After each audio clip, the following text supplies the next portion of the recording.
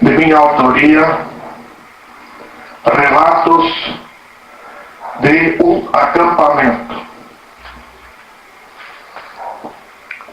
Nesta praia deste lago, fiquei dias acampado, não quero ser um mago do que vi certo e errado.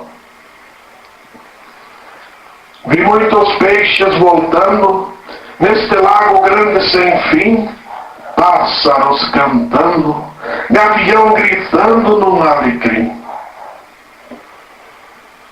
Nesse encanto, no chimarrão, minha prenda e eu, pássaros perto caminhando, o território era deles e meu. Um pica-pau, amarelo e corajoso, na árvore a 2 metros da gente, nos saudou meio preguiçoso, sua tarefa seguiu em frente. Aves de todas as espécies cantavam no modo de ser, até parece ser uma prece, no fim de tarde e no amanhecer. Aí senti uma harmonia do homem com a natureza, tive aí uma alegria de não esquecer, com certeza. Muitos acham isso irrelevante. Esses não têm mais o que fazer.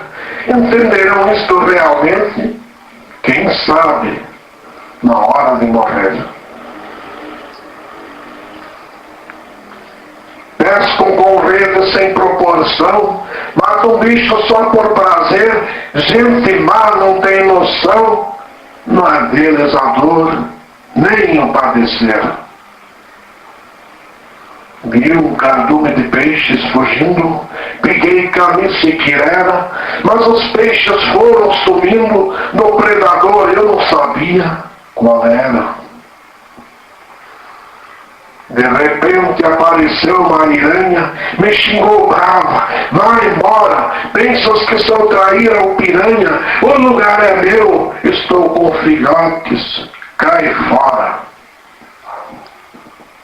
Bichos têm o instinto sábio, que nós pouco entendemos, eles têm seu alfarábio, proteção a eles devemos. Olhando árvores cheias de vida, cigarras, outros insetos e flores, estes seres têm sua própria vida, do jeito deles, têm seus amores. Na sombra, no anteceder da chuva, ondas altas pelo vento sul, o João de Barro numa cabriúva grita, o céu não está mais azul.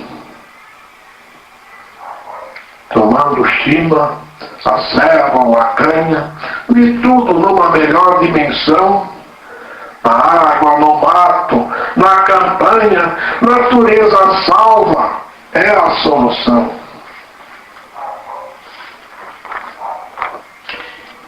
Uma pena, tivemos que ir embora. Alguns amigos se foram também, por isso fiz esses versos agora, voltarei aqui no ano que vem. Chegando em casa, meu gato miou, nosso pitbull sumiu latindo, o pé de butiá finalmente cacheou. Nas coisas belas, estou refletindo. Muito obrigado.